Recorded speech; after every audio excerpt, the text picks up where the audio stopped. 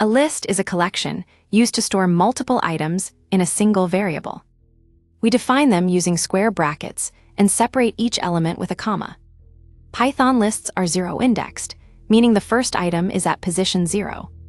We use square brackets with a number to retrieve a specific element. You can also count from the end of the list using negative numbers.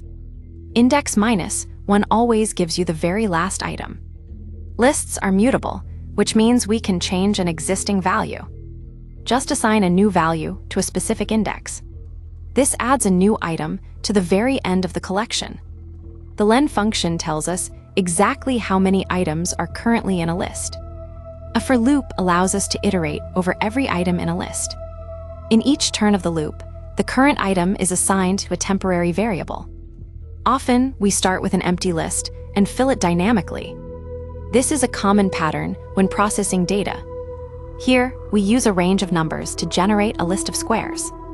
We can initialize a total at 0 and add each list element to it one by one. By combining a loop with an if statement, we can filter a list. We only append items that meet a specific condition. Finally, let's combine everything. We'll create a list of names, filter for those starting with A, and print the result.